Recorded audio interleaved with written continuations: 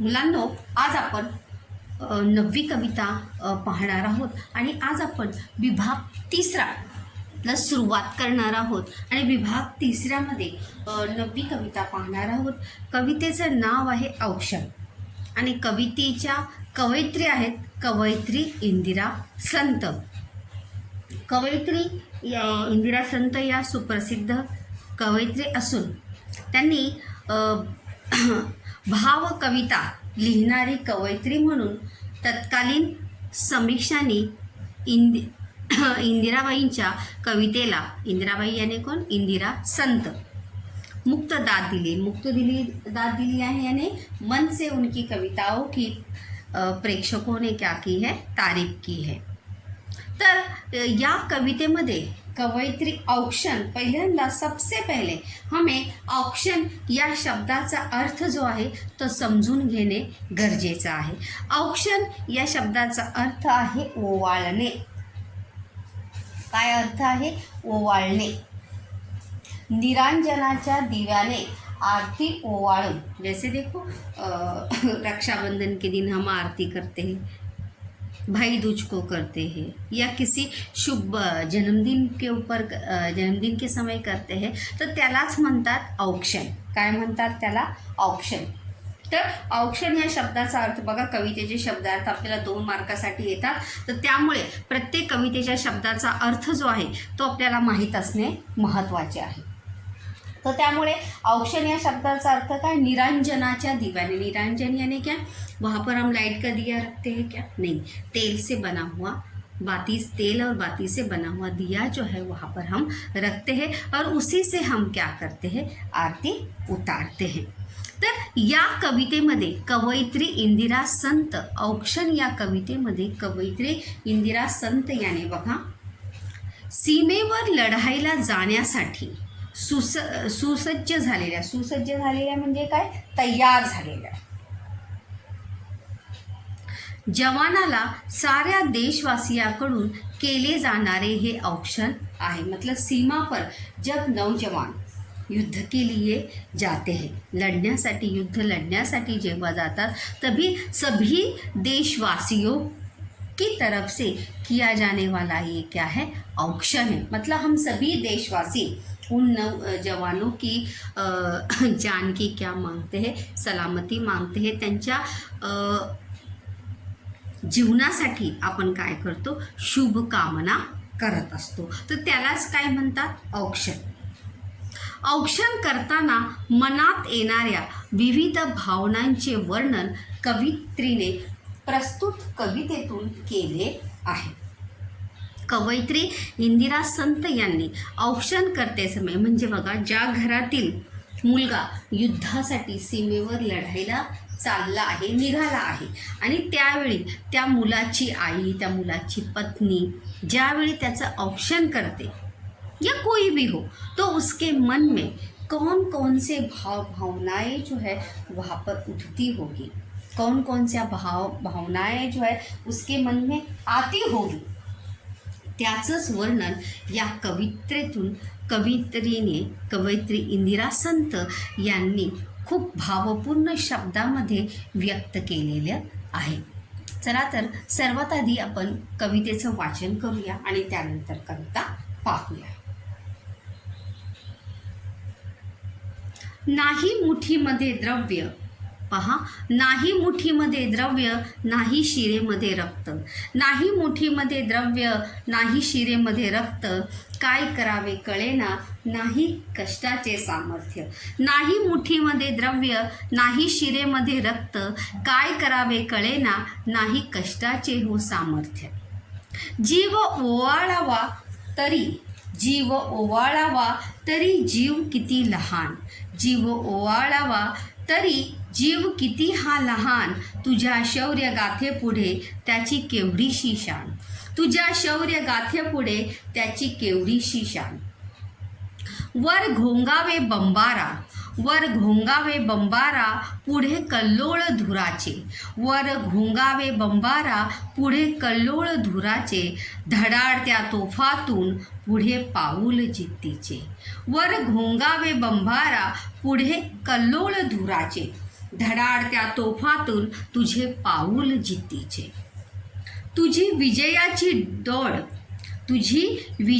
दौड डोळे भरून पहावी. तुझी विजयाची दौड डोळे भरून पहावी. डोळ्यातील आसवांची ज्योत ज्योत पाजळावी. तुझी विजयाची दौड डोळे भरून पहावी. डोळ्यातील आसवांची ज्योत ज्योत पाजळावी. अशा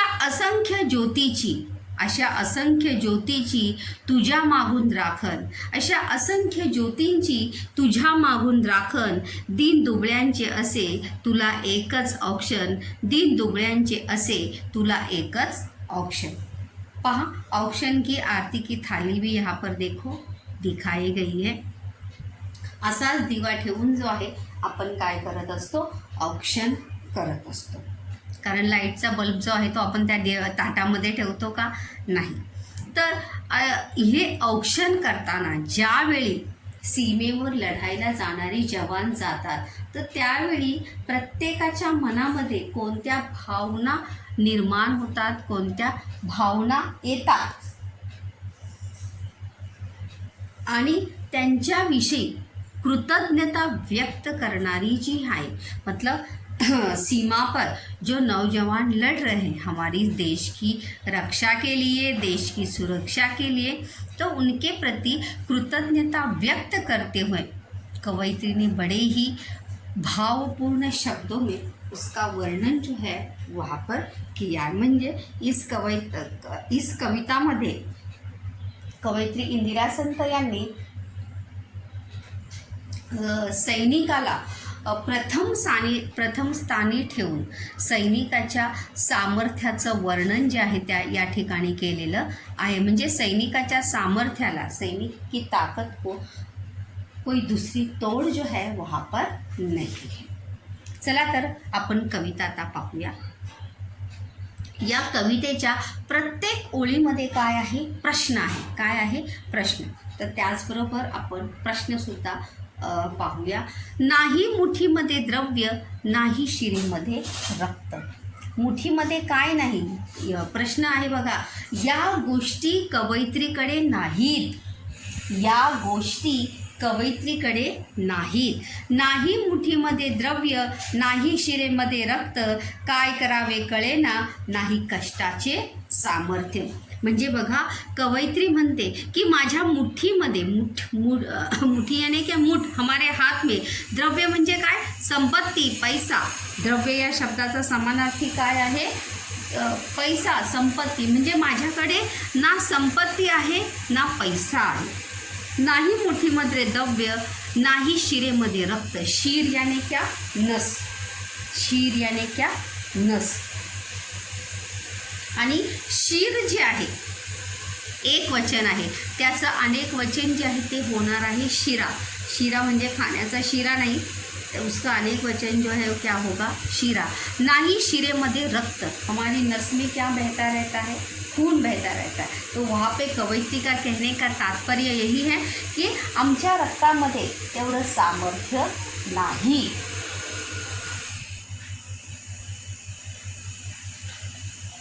नाही मुठीमध्ये द्रव्य, मतलब तुम्हारे ऊपर हम पैसों की बरसात कर सके, पैसे तू, संपत्ती तुला देऊ शकू, दौलत तुझ्यावर उधळू शकू, एवढं आमचं सामर्थ्य नाही. नाही आमच्या हातामध्ये एवढी ताकद आहे, पुरेसे आमच्या रक्तवाहिन्यांमध्ये, शिरा म्हणजे काय, रक्तवाहिन्यांमध्ये एवढं रक्तही नाही की आम्ही आमचं रक्त जे आहे ते देशाच्या रक्षणासाठी सांडवू शकतो. काय करावे कळेना, नाही कष्टाचे सामर्थ्य. नाही आमच्या कष्टामध्ये काय, कष्टाचे बळ नाही, हमें मेहनत करने का सामर्थ्य जो है वो हमारे अंदर नहीं है. तो प्रश्नाचं उत्तर काय आहे, कवी या गोष्टी कवयित्रीकडे नाहीत.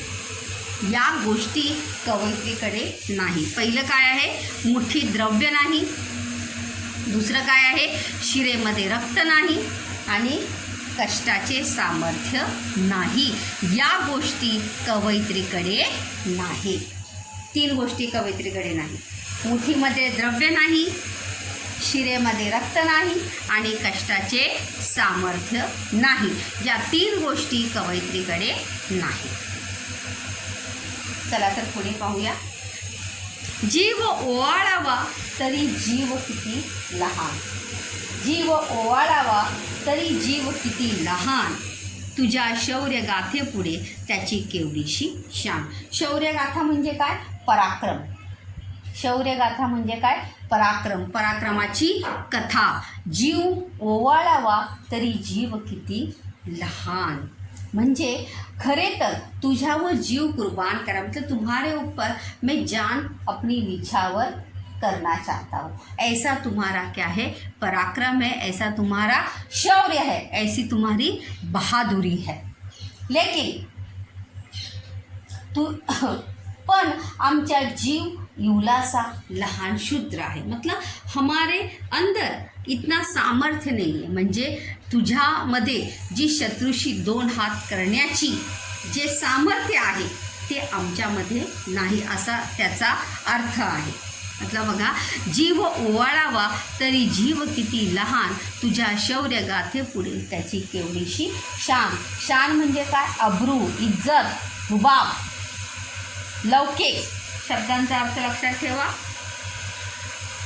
शान म्हणजे काय? अब्रू, इज्जत, लौकिक, असा शान या शब्दाचा काय आहे? अर्थ आहे. त्याची केवढीशी शान मतलब तुम्हारे पराक्रम के आगे माझा जीव जो आहे तो काय आहे? खूप लहान आहे. मतलब तुम्हारा पराक्रम, तुम्हारा शौर्य गाथा जो है बहुत ही महान है और उसके सामने मैं कुछ भी नाही हूँ. म्हणजे मी तुझ्यासमोर मी काहीच नाही, मी शूद्र आहे, मी खूप तुझ्यापुढे लहान आहे.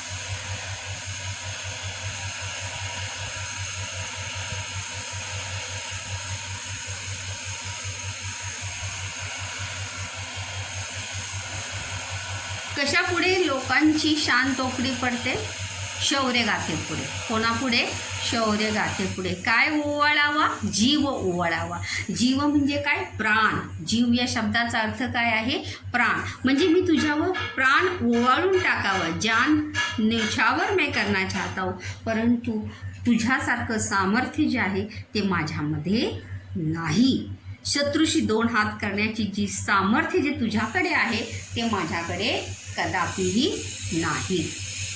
तुझ्या पराक्रमासमोर, तुझ्या शौर्यगाथेसमोर मी खूप काय आहे? लहान आहे.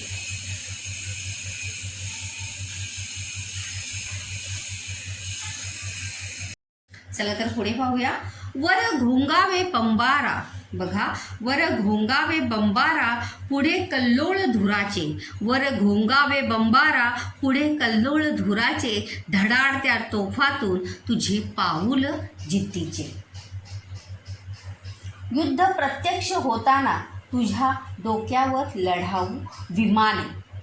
घोंगावे बंबारा यानी क्या? गोलियों की बरसात, गोलियों की बौछार. वर घोंगावे बंबारा मतलब तुम्हारे चारों, देखिए आपने युद्धजन्य परिस्थिति वहाँ पर देखी होगी, भले प्रत्यक्ष रूप में नहीं देखी होगी, फिल्मों में तो ज़रूर देखी होगी की कशा प्रकारे सगळीकडे काय असतो? गोळीबारांचा आवाज येत असतो, तोफांचा आवाज येत असतो, चारों तरफ लोगों की चीखने की, चिल्लाने की आवाज़ जो है वहाँ पर, दर्द से करहाने की आवाज़ जो है वहाँ पर हमें सुनाई देती है. घोंगावे यानी क्या? खूप आवाज़. वर घोंगावे बंबारा. बंबारा यानी क्या? गोळ्यांचा आवाज़, गोलियों की बौछार, गोलीबार, बॉम्ब स्फोट. मतलब देखो, बम फोड़े जाते हैं, गोलियों की बरसात. वहाँ पर युद्ध में जो है वहाँ पर बम फोड़े जाते हैं, गोलियों की बरसात जो है शत्रु के द्वारा वहाँ पर की जाती है. कल्लोळ. कल्लोळ यानी क्या? लोट. कल्लोळ यानी क्या? लोट धुरांचे. धूर यानी क्या? धुवा. धूर यानी धुवा. आणि कल्लोळ म्हणजे काय? लोट. मतलब चारों तरफ धुआं ही धुआं। अभी जब गोलियों की बौछार होगी, जेवली बॉम्बचा स्फोट होणार आहे, तब चारों तरफ क्या हमें दिखाई देगा? धुआं ही धुआं आसमान में दिखाई देगा, चारों तरफ दिखाई देगा या नहीं? तो इसीलिए कवयित्री कहती है कि वर घोंगावे बंबारा पुढे कल्लोळ धुराचे, वर घोंगावे बंबारा पुढे कल्लोळ धुराचे, धडाडत्या तोफातून तुझे पाऊल जिद्दीचे। धडाडते, धडाडते मतलब धड़धड़नाऱ्या आग, मतलब तोफों, जब तोप दागी जाती है तो वहाँ से क्या निकलती है? आग निकलती है। लेकिन फिर भी तुझे पाऊल जिद्दीचे, लेकिन फिर भी शत्रु के साथ जूझने के लिए, शत्रु के साथ लड़ने के लिए तुम अपने कदम जो है वो पीछे ना हटाए लेते हुए आगे ही आगे बड़े ही साहस से तुम क्या करते हो? शत्रु का सामना जो है तुम करते हो।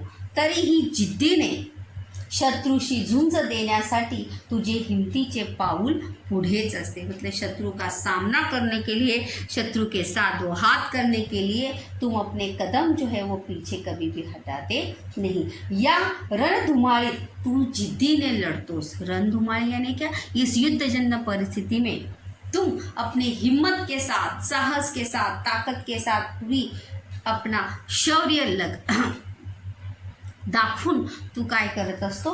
शत्रू बरोबर लढत असतो। प्रश्न पहा या ठिकाणी आहे, सैनिक जिद्दीने पाऊल टाकतो ती परिस्थिति कोणती? सैनिक जो है अपने कदम जो है पीछे नहीं हटता, साहस से डटकर शत्रु का क्या करता है? सामना करता है। तर ती परिस्थिती जी आहे ती कोणती आहे पाहूया। बघा यामध्ये, या कडव्यामध्ये, कडवं याने क्या? स्टँजा। तर या कडव्यामध्ये त्याचं उत्तर आहे। पहिलं काय येणार आहे? गोळीबार व बॉम्बचे आवाज घोंगावत असतात। बघा पहिलं काय आहे? वर घोंगावे बंबारा, गोळीबार व बॉम्बचे आवाज घोंगावत असतात। दुसरं काय आहे? धुरांचे लोट उठत असतात। काय होत असतात? धुरांचे लोट उठत असतात। चारों तरफ धुआं ही धुआं उठा हुआ हमें आसमान में चारों तरफ युद्ध होता है। वहाँ की परिस्थिति का अगर हम मुआयना करेंगे, देखेंगे तो ऐसी ही परिस्थिति जो है हमें वहाँ पर युद्ध के स्थान पर हमें देखने को मिलती है। तोफा धडाडत असतात, म्हणजे तोफांचा आवाज येत असतो। तोफा जे आहेत काय ओकत असतात? आग ओकत असतात। तोफ एक वचन आणि तोफा जे आहे ते काय आहे? त्याचं अनेक वचन आहे। पाऊल, पाऊल हे एक वचन आहे आणि त्याचं अनेक वचन होणार आहे पाऊले। काय होणार आहे? पाऊले।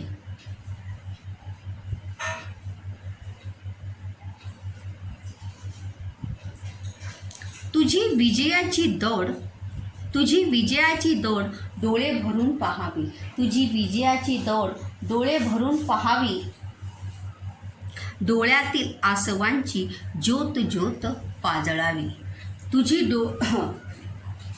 विजय मिळवण्यासाठी तू प्राणपणाला लावतोस। मतलब विजय प्राप्त करने के लिए युद्धामध्ये विजय जो आहे, म्हणजे शत्रुवर अपन विजय बड़ी आसानी से हमें मिलती है क्या? नहीं, वहाँ पर हमें अपनी जान की बाजी लगानी पड़ती है। आपले प्राण आपल्याला पणाला लावावे लागतात, तेव्हा कुठे आपल्याला काय मिळतो? शत्रूवर आपण विजय मिळवू शकतो।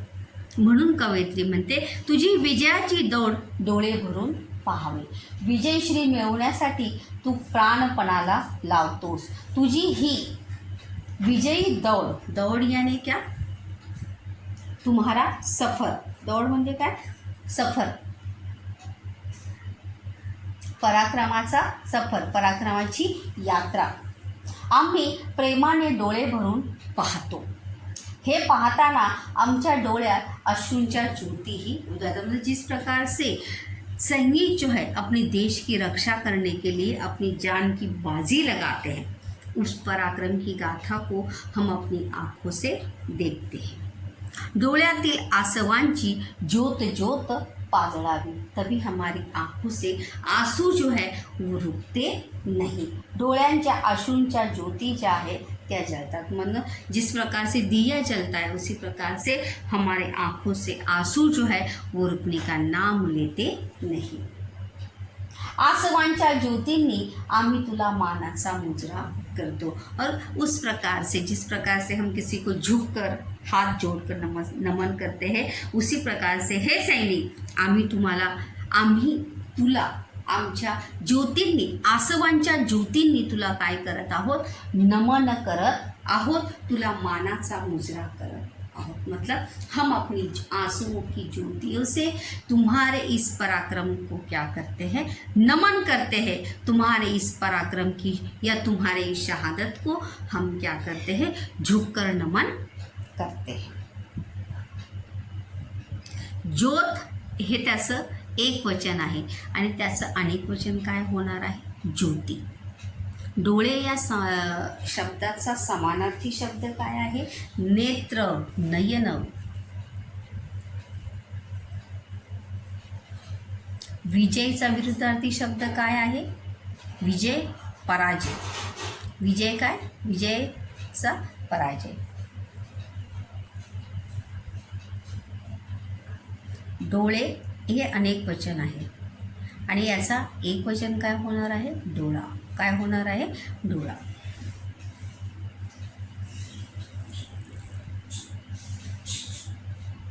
प्रश्न पाहूया आपण या ठिकाणी।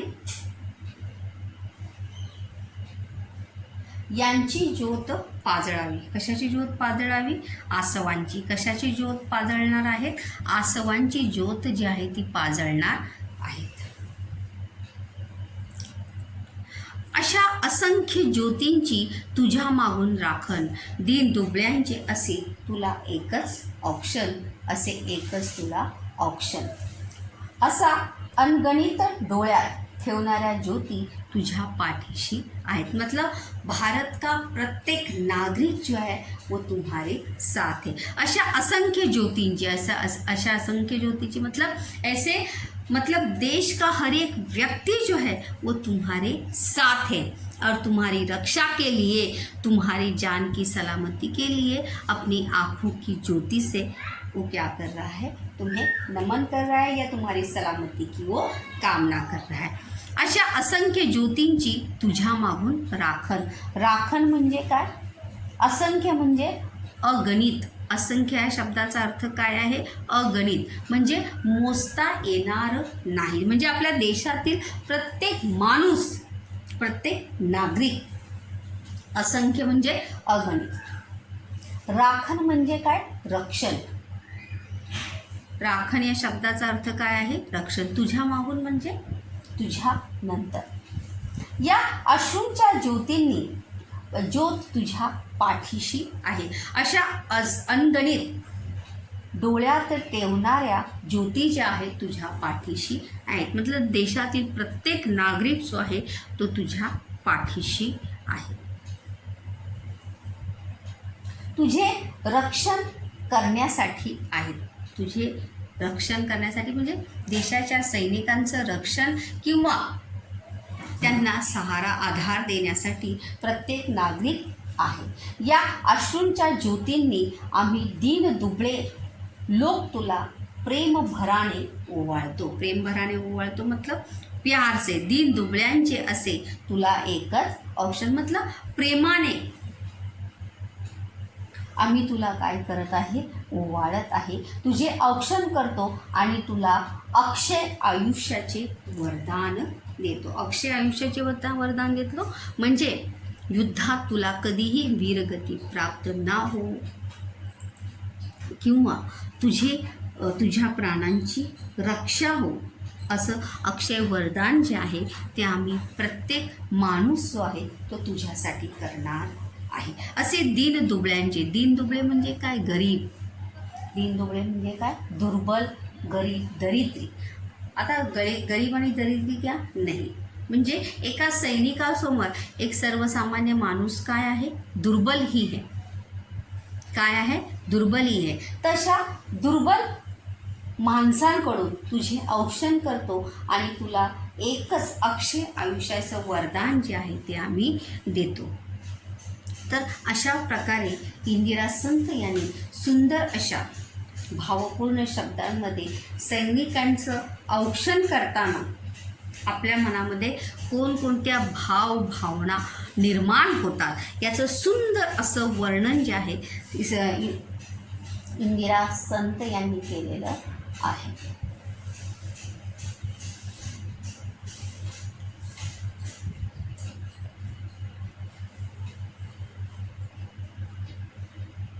कवितेतील दीन दुबळे म्हणजे कोण? आता प्रश्न जो आहे आपल्याला पडलेला असेल तर कवितेतील दीन दुबळे म्हणजे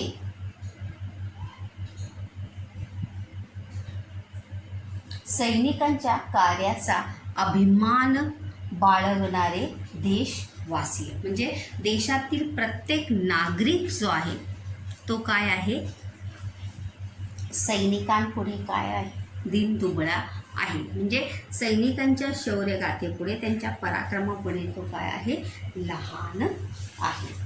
सोमताचा प्रश्न आपण या ठिकाणी पाहणार आहोत की देशसेवा हीच ईश्वर सेवा, देशसेवा हीच ईश्वर सेवा असे कार्य करणाऱ्या सैनिकाविषयी तुम्हाला काय करावेसे वाटते?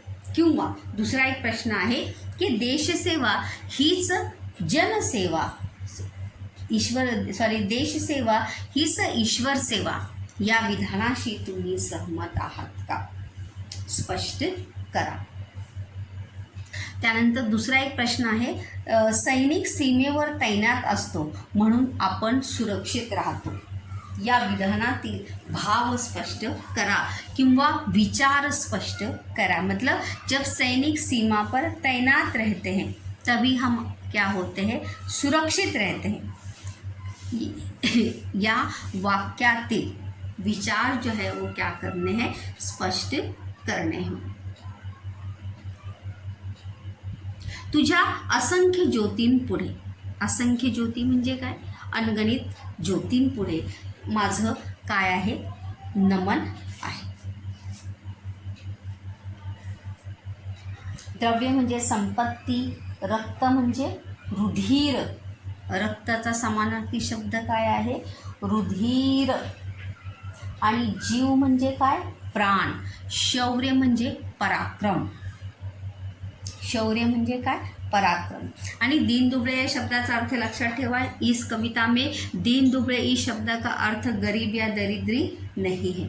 देशवासीय लोक, सैनिकांच्या कार्याचा अभिमान बाळगणारे देशवासीय किंवा सैनिकांच्या कामाचा अभिमान बाळगणारा प्रत्येक माणूस जो आहे तो काय आहे, दीन दुबळा आहे. तो इस प्रकार से स्टूडेंट्स हमने यहाँ पर औक्षण ये कविता यहाँ पर देखी है जो किसके ऊपर आधारित थी, सैनिकों के पराक्रम के ऊपर आधारित थी. मतलब किस प्रकार से हमें सैनिकों का शुक्रिया अदा, म्हणजे सैनिकांचा आपण आभार कशा प्रकारे मानलं पाहिजे, त्यांच्या कार्याचा अभिमान आपण बाळगून त्यांच्या प्राणांच्या रक्षणासाठी आपण काय करत असतो, म्हणजे युद्ध जब हो तब उनकी प्राण की जान की सलामती के लिए जो हम औक्षण करते हैं, त्या औक्षणाचं वर्णन या उस औक्षण का महत्व जो है कवयित्री ने इस कविता के माध्यम से जो है हमें बताने का वहाँ पर प्रयास किया है. और किस प्रकार से हमें सैनिकों के कार्य के प्रति क्या होना चाहिए, कृतज्ञ होना चाहिए. म्हणजे त्यांच्या कार्याचा आपल्याला काय असला पाहिजे, अभिमान असला पाहिजे. इस कविता के ऊपर आधारित निबंध जो है हमने लास्ट टाइम भी देखा था. मी सैनिक बोलते, सैनिकाचे आत्मवृत्त, हा निबंध जो आहे आपण पाहिलेला होता.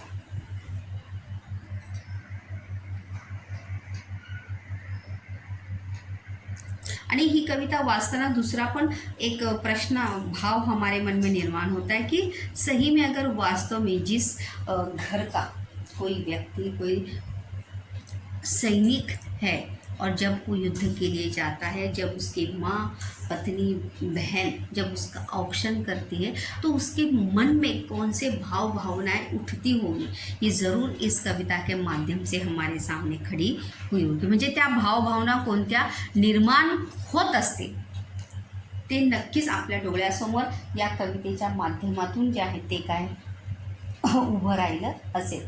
सैनिकाचे औक्षण केले जाते का? आसवांच्या ज्योतीने.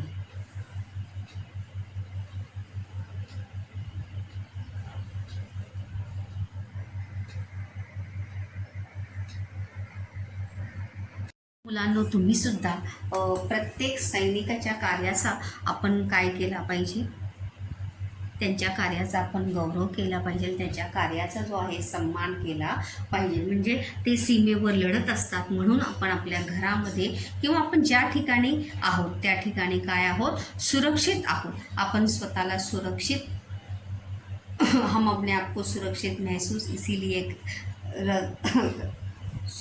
रखते हैं, या आपण सुरक्षित इसीलिए आहोत कारण सीमेवर तैनात असलेले नौजवान सैनिक जे आहे ते आपल्या देशाचं काय करतात, रक्षण करतात. तर आपण सुद्धा त्यांचं औक्षण जे आहे ते मनापासून केलं पाहिजे. डोळ्यातील आसवांची त्या ठिकाणी गरज नाही, परंतु मनापासून त्यांच्या कार्याचा सन्मान करण्याची, त्यांच्या कार्याचा अभिमान बाळगण्याची गरज जी आहे प्रत्येक सर्वसामान्य नागरिकाला आहे. की जे सैनिक आपल्या प्राणांची पर्वा न करता रात्रंदिवस सीमेवर काय करत असतात, तैनात असतात, देशाचं रक्षण करतात आणि त्याचबरोबर देशाच्या सुरक्षेबरोबर प्रत्येक नागरिकाच्या सुरक्षेचं काय करतात, रक्षण करतात. म्हणून प्रत्येक सैनिक जो आहे त्याच्या कार्याचा आपण सन्मान करणे, अभिमान बाळगणे हे प्रत्येक सर्वसामान्य माणसाचं काय आहे, कर्तव्य